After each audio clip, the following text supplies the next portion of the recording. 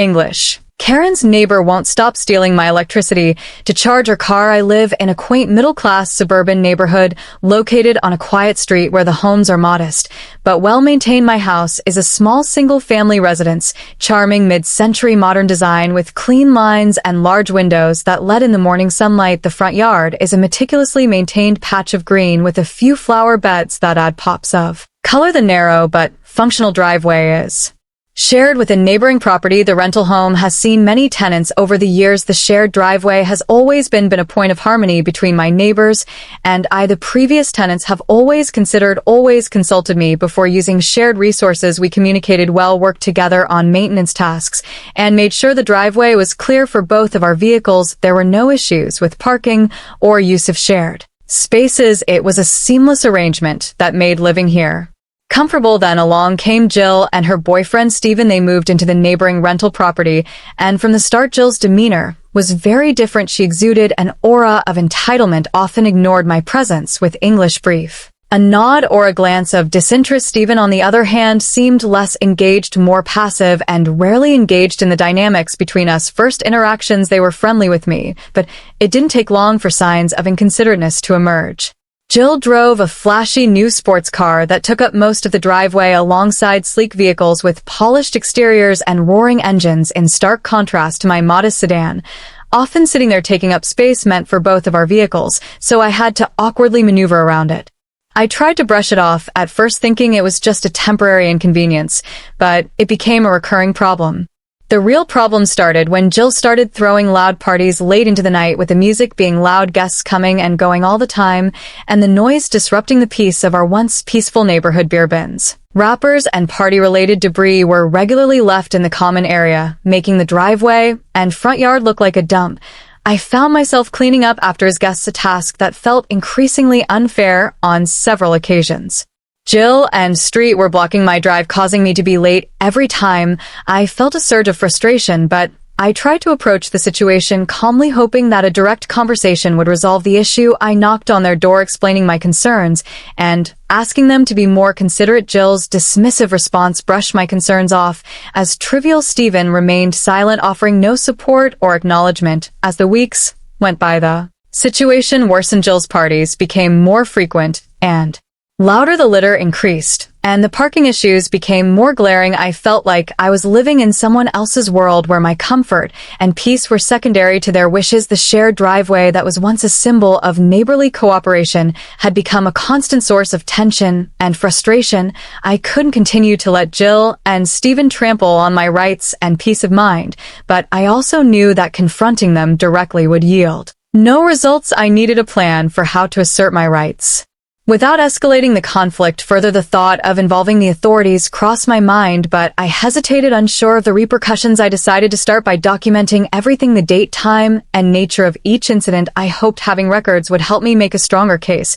if things escalated. In the meantime, I continued to deal with the daily inconveniences. I parked my car on the road, hoping it won't get blocked. I pick up trash that's been left behind, even though it's not my responsibility. I try to maintain a good relationship with Jill and Steven, but it's getting harder and harder. The tension is real, and I can feel the weight of the situation pressing down on me. The night after another loud party, I stood in my front yard staring at the mess left behind. The driveway was littered with empty bottles and wrappers, and the noise from the party still echoed in the air. I felt a wave of anger and helplessness. This was not the peaceful neighborhood I had moved into. This was not the community I had hoped to be a part of. I knew something had to change, but I wasn't sure what step to take next. As I stood there contemplating my next move, I saw Jill and Steven leaving their house, laughing and chatting as they got into their car. They didn't even glance my way, as if they didn't realize the mess they had caused. I felt a pang of resentment. How could they be so nonchalant? How could they not see the impact their actions were having on those around them? In the midst of dealing with the ongoing issues in their shared driveway, I was facing another problem. I had just purchased an electric vehicle, and with that came the need for a dedicated charger. While the neighbor conflict was still unresolved, this was something I could control. I had researched it for months, knowing that I would need a level 2 charger to get the most out of my new car's range and charging speed. I carefully considered where to install it, and after a bit of thought, I decided that the best place is on my shared driveway side. It is tucked away on the right side of my driveway, far enough from the shared boundary to ensure that it will not cause further disputes. The driveway is already narrow, but I thought this would be the most practical solution. The installation was not cheap. I hired a certified electrician to handle the wiring and make sure everything was up to code. This involved checking the capacity of my electrical panel to handle the load and installing a dedicated 240-volt circuit, which is essential for the charger to function properly. I had to get the necessary permits, and the whole process took a few weeks. The cost of the charger itself, along with English installation and permit costs, range from $1,200 to $2,100. The price varies depending on the complexity of the installation, such as my electrical system needed upgrading. It was a significant investment, but I had to do it to ensure I could charge my new car efficiently. The electrician did a great job, and soon the charger was installed and ready to go. I made sure it was clearly marked as my personal charger. It was installed on the side of my driveway and plugged into my own electric bill. I thought this would be the end of it. The last thing I needed was another hassle in my already stressful life. However, it didn't take long for Jill and Steven's disregard for boundaries to extend to this new addition. A few weeks after I installed the charger, Jill bought a new Tesla Model 3. However, she didn't bother to install her own charger. At first, I was a little confused, but I didn't think much of it and let it go. Then one night I parked my car and plugged it into the charger, expecting to wake up with a fully charged battery. After a while, I went outside to check it and was soon shocked. My car had been unplugged and Jill's Tesla English plugged into the charger. Instead, I stood there for a moment trying to process what I saw before my frustration set in. My charger, something I had paid for and installed, was being used without permission, and to make matters worse, it was using up all the electricity, leaving my car uncharged. I walked up to their door, knocking with a mix of frustration and disbelief. Jill replied with a pleasant, if not slightly patronizing smile. Hey Jill, I noticed my car is unplugged and your car is using my charger. I just wanted to make sure we were clear. This charger is for my personal use, not for anyone else to use without permission. Jill raised an eyebrow and shrugged nonchalantly. Oh, it came with the house, right? The landlord said it's part of the property. It's no big deal. I could feel my patience wearing thin. No, I paid for it and it was connected to my electric bill. I don't mind sharing, but I have to ask first. And it can't be used whenever you want it. It's my property. She smirked, acting like I was overreacting. Well, it's in our shared driveway, so I thought it's common. Plus, it's not like I'm blocking your car from charging. I will be done in an hour or so. I wasn't sure whether to laugh or scream. I tried to stay calm. I don't care how long it takes. You can't just plug your car in whenever you want. It's not yours. I turned to walk away, hoping that would be the end of it. But of course not. For the next few weeks, Jill and Steven repeatedly used the charger without asking. Every time I found my car unplugged and plugged into my charger, I was getting more and more annoyed. It wasn't just about the inconvenience. It was the principle of the matter. I had paid for the charger, and it's not a shared resource for the neighborhood to use as they saw fit. I tried to speak up again. Hey, I see you've been using the charger again. I asked nicely for you to stop, but if this keeps up, I will have to take another step. Jill waved me off nonchalantly. It's just a bit of electricity. You don't even need it all the time. We're neighbors. It's no big deal. English. I wasn't sure if he really didn't understand or if he just didn't care. This wasn't something I could let go. A few days later, I found Steven unplugging my car and plugging in his own. I snapped. What do you think you're doing? I demanded. He looked up from his car with an exaggerated shrug. Relax, man. It's only a little power. What's the big deal? A little power can add up to a high electric bill. Not to mention the inconvenience of not having my car charged when I need it. This isn't just a little power. This is theft. I told you it's mine, and I asked you not to use it. Steven chuckled dismissively. Relax, it's not like I stole your car. I stood there angry. I wasn't going to get through to them. I tried to handle this calmly, but it was clear that approach wasn't working. I knew something had to change, but I wasn't sure how far I was willing to go to make sure they respected my property rights. I started taking notes every time they used my charger, without asking.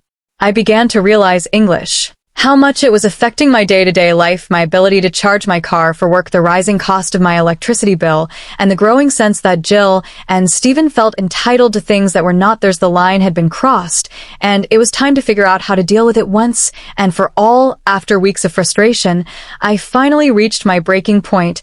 I could no longer tolerate the repeated invasions of my property. My patience was wearing thin, and I knew I had to take action. I decided to call the police to formally report the theft of electricity and property. Jill's blatant disregard for my rights had gone far enough. I called the non-emergency police line and explained the situation. I calmly but firmly detailed how Jill and Stephen had repeatedly used my charger without permission and how they had unplugged my car to charge theirs. The officer on the other end of the phone assured me that they would send an officer to sort things out when the police arrived. Jill was furious. She immediately accused me of being unreasonable. Her voice was sharp, and she insisted that I had no right to control the charger as it was located in my shared driveway. I paid for it and installed it at my own expense. The officer listened attentively as I provided the receipt for the charger and installation, showing them that I was the rightful owner. I also showed them my electricity bill clearly, showing that the charger was connected to my account. The officer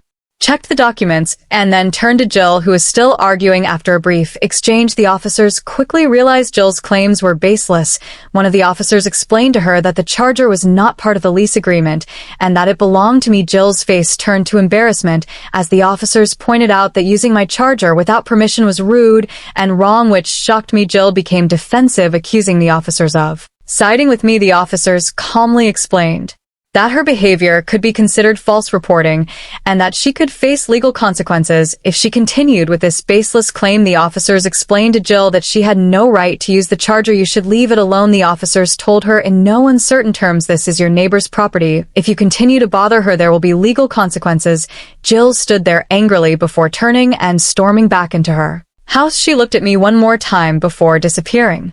Inside, the officers turned to me, nodding reassuringly. I felt victorious. Finally, someone was taking my concerns seriously, and Jill's unreasonable claims had been refuted. The police had my back, and now I knew that my rights had been clearly established. Although I wanted to believe that things would eventually calm down, I knew Jill's behavior would not change. She had shown just how far she would go to ignore my boundaries, and I couldn't risk further conflict to protect my property and avoid future problems. I decided to move the charger to my garage, where Jill and Stephen would no longer have access to it. The process of moving the charger was not easy. I had to hire a professional to move it into my garage, and I needed to make sure everything was up to code. The cost of the move was high, but I felt it was necessary. I didn't want to risk my property being used without permission again, and the thought of more confrontation was too much to bear. Even though the move was expensive, I considered it a small price to pay. Peace of mind. As the professionals completed the relocation, I knew that the charger would finally be safe from Jill and Stephen's interference, but in the back of my mind, I couldn't help but wonder how much longer I would have to deal with their privilege and disregard for the boundaries I had set the morning after the charger was moved into my garage. I woke up to a loud knock on my front door. I had just gotten out of bed when I heard Jill's sharp and demanding voice on the other side. I opened the door, already knowing what this was about. Where is my charger? She practically spat out her face. Twisted with anger, she stood there, her hands on her hips, looking more upset than concerned. I took a deep breath, trying to stay calm. That's not your charger, Jill. I moved it into my garage. It's mine, and I have every right to do so. She didn't even try to hide her anger. You can't just take it. I need it for my car. This is outrageous, she exclaimed, her voice rising with each word, and I could see the wheels turning in her head as she prepared her next argument. You can't English. Take it without my permission, he added, his tone accusing you of stealing from me. I will arrest you for leaving. I stared at him, feeling a wave of disbelief. This was the same man the police had told me to stop using my charger, and now he was accusing me of stealing. My patience was wearing thin, but I kept my voice calm. No, Jill, I didn't steal anything. I paid for that charger, and I have already explained to you my limitations. You have no right to use it, and I have had enough. I will not let this continue. His eyes flashed with anger, and for a moment I thought he might say something worse, but instead he turned and walked away, angrily muttering under his breath about how he would take legal action. I closed the door and stood there for a few moments, feeling a mixture of frustration and relief. The confrontation was exhausting, but I knew I had done the right thing by moving charger, as expected. Not long after Jill escalated things, a few hours later, I heard another knock on the door. This time the police. Two officers stood on my porch, looking a little confused as they introduced themselves. We had a call, Bisa, Indonesia.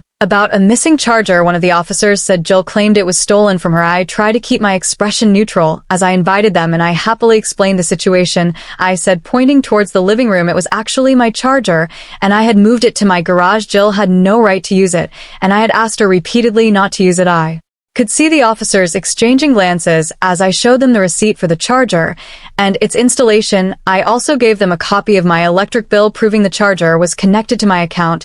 As I spoke, I could feel the officers' skepticism growing, but they were professional enough not to immediately voice their doubts. Jill, of course, followed the officers, standing outside the door with her arms crossed. The officers stepped outside, and the conversation became heated. I couldn't hear everything, but I could see Jill gesturing wildly, her words becoming more and more exaggerated. After a few minutes, one of the officers came back inside and told me that Jill's claims were completely baseless. We had explained to her that the charger was never hers. The officer said she had been told that you had every right to remove it, and she should stop making these false claims. Jill's face turned pale, and I could see the anger boiling under her skin. The officers warned her that if she continued her harassment or false reporting, she could face legal consequences. This was a civil matter. The officer told her in no uncertain terms, you must leave your neighbor alone, or you will have no choice but to take further action. Jill stood there, her face twisted with hatred, but she said nothing more. The officers were satisfied that the situation was resolved. Turn and walk away. I felt a sense of finality wash over me as I closed the door behind them. The police had sided with me, and Jill's false charges had been dismissed. Despite the police intervention, I knew that Jill's hatred would not go away in the weeks that followed. Every time we passed each other in the neighborhood, I could feel her eyes boring into me, cold and full of contempt. No more casual acknowledgments, no polite nods when we passed each other. Instead, she would glare at me like I was the villain in some twisted dramas. Monitor my property, ensuring that if Jill or Stephen to take further action against me, I would have a recording of their actions. I was not willing to let them push me around again. The camera also gives me a sense of control. I always felt helplessly trapped in the middle of their disregard for my boundaries, but now I feel empowered. I have taken steps to protect my belongings, and I have stood my ground unnecessarily. But I also won't let anyone walk all over me. Looking back on the whole order, I can't help but reflect on the broader lessons I have learned living next door. Entitled Neighbors who think they can use someone else's property without permission is a challenge, to say the least. It requires patience, but it also takes a strong determination to stand up for what is right. The key is to not let your frustration cloud your judgment, but also not be afraid to take the steps necessary to protect your rights. I also realize that sometimes people like Jill and Stephen don't understand boundaries because they have never have to respect others. They assume that because they live close to someone, they have some kind of claim to that person's property. The challenge is to teach them that just because they can take something doesn't mean they should.